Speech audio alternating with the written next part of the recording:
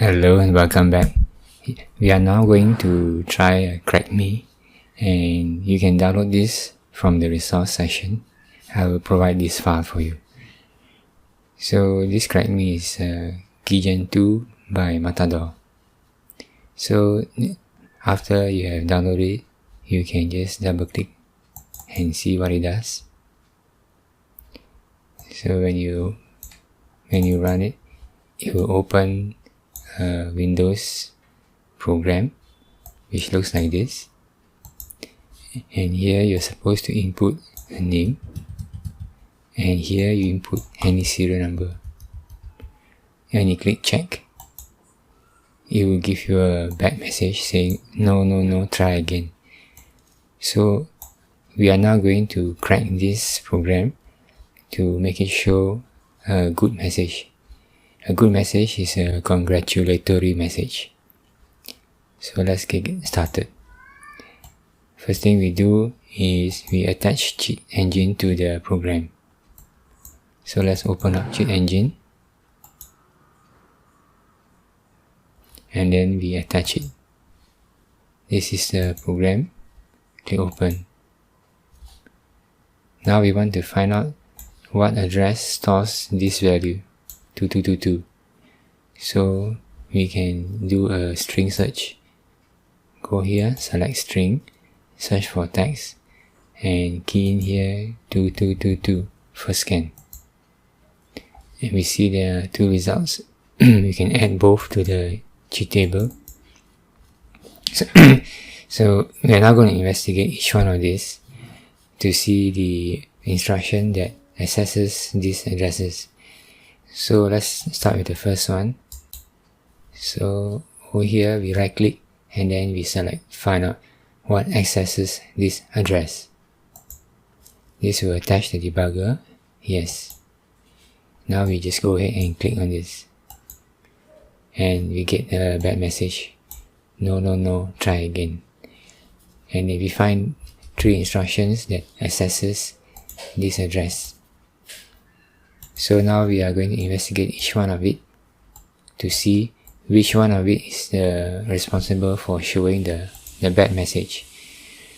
So we just click OK and click check again to confirm that there are no more other instructions.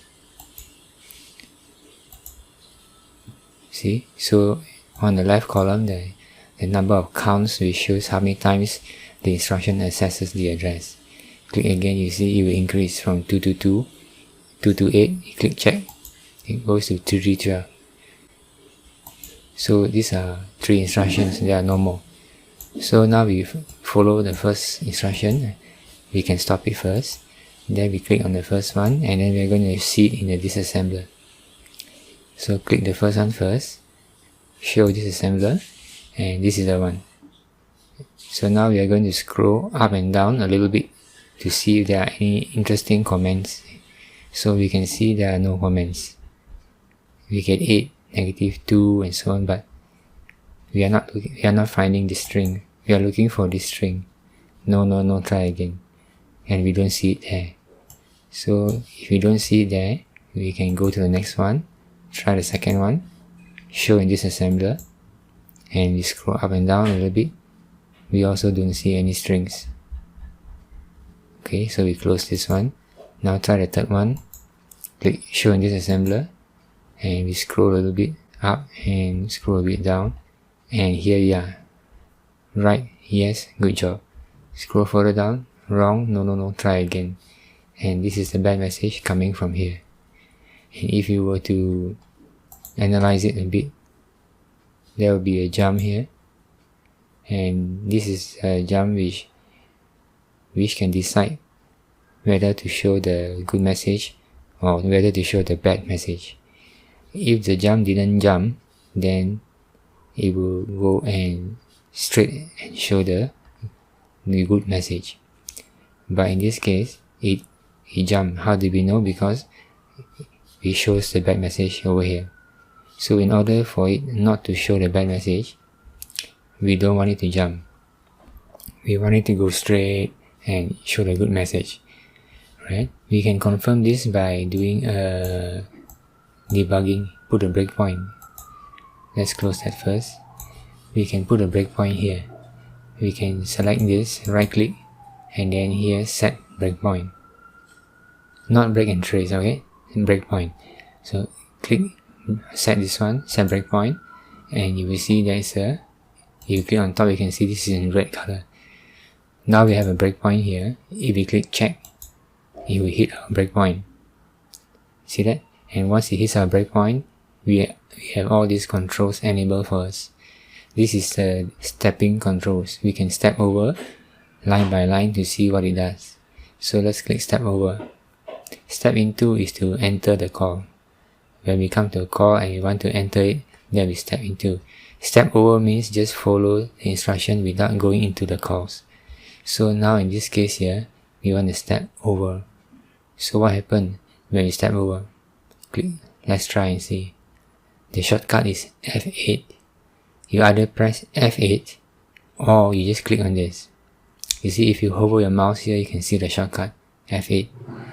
So we are going to click on this now, and then notice it jumped to here, right? It jumped to here. It avoided the good message, and we continue to step now. It is going to do all the bad messages. So let's step over again. Step over, continue to step over, and it is pushing all this to the stack. So the stack is a location in memory that stores some data, and normally you use it to store data that is going to be executed by a function. In this case, the function is message box. So it is preparing all this for the message box. So let's step over. Step over. So at this point, message box is going to show. It is going to make use of the data here that has been pushed to the stack. So now if we step over again, the message box should appear. So let's step over. Alright, and you can see down here, the message box has shown. No, try again. Okay, so now you can just run all over. Or just click run, F9 is a shortcut, and it will just run. So now we know that if we don't want it to show the bad message, we have to modify the jump, and don't make it jump. We want it to go straight. So the easiest way to do that is to no-op this. So we can no-op this by putting right click and then replace with code that does nothing. Click on this and then click OK, and now you see that it has been no-op. So now if you were to the breakpoint is still there. So now we click check. It hits the breakpoint. Step over. Now it's here. Step over again. Step over. And this time there's no jump, so it's going straight. It's going to do the good message. Step over again. Step over. Step over. And now it's going to show the message box, which has got the good message. So let's step over. And then now you look at the bottom here, click on this. Yes, good job. Good job. So we have managed to hack this program to make it show a good message. But we are not going to patch it, but we are going to write a code injection. So let's stop this now. We're going to inject code in order to make this thing show the good message. So first we toggle a breakpoint. We can select this breakpoint and click toggle to remove it. Or so we click toggle and the breakpoint goes away. Another way to remove breakpoint is to go here. Let's say I put back the breakpoint now, and then if I go to view breakpoint list, I can from here right click and delete the breakpoint and close, so the breakpoint is gone. So now we want to put back the original code. You just right click this and restore with original code. So we get back on this one. So the next step you're going to do is to write a code injection to inject code that will replace this with no-op. So to do that, we first select this line and then go to tools and then go down to auto assemble. Click auto assemble. And then here we select template, and then here we select AOB injection, and then here click OK. So this is the address we are going to inject. Click OK, click OK again, and now we can start writing our injection. So the code that we want to modify is this. We don't want it to jump. So the easiest way to do it is just to comment it out by putting 2 forward slashes. That's all. Now we can file save. Not save, sorry. File assign to current cheat table. Alright, so once you do that, you can close this, or you can leave it open, it's up to you. And then now we can go back and analyze the injection. So this is our script, right? We can double click this and give it a name. No. So that's okay. Now we have this script here. So now to activate the script, we just click on it. Now before activating the script, let us check one more time what happens. Okay, let's remove all the breakpoints. Okay, there are no breakpoints. Alright, so presently is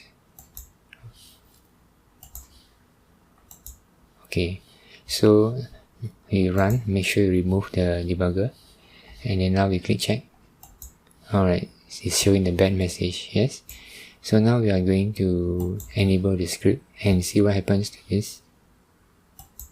See that? When we enable the script, it injects this code. This is the label, and this is the code that was injected. So now it's going to jump to the code cave and execute our injected code. So click OK and click check again and see. Yes, good job.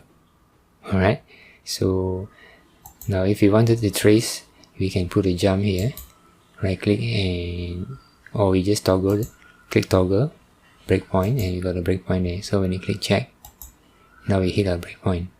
So when you step over, it jumps to our code cave and inject this thing here, push 0 and then right and then jump back. So this one is coming from the script here. If you expand the script, you can see push 30 is here, and then push, this one is here, and then jump return means go back to the position after at the address of the injected code, of the injected jump. So you can step over now, and then from here we jump back to the original location.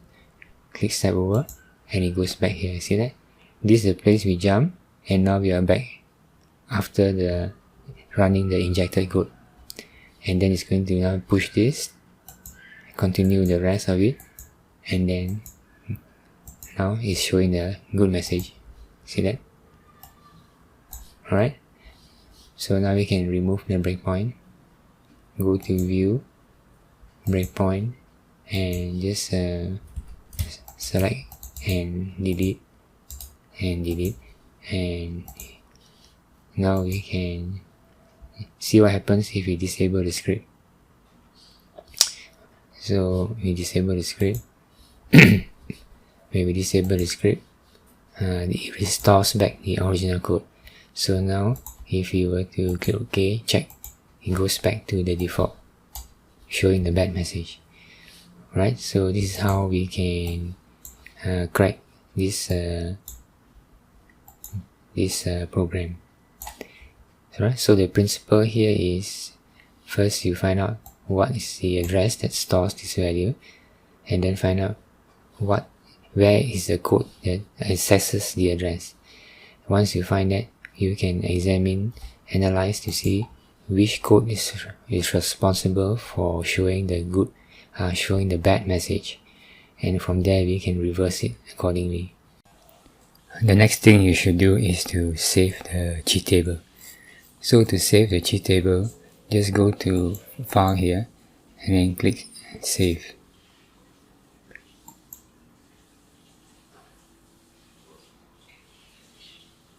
Then select a location. and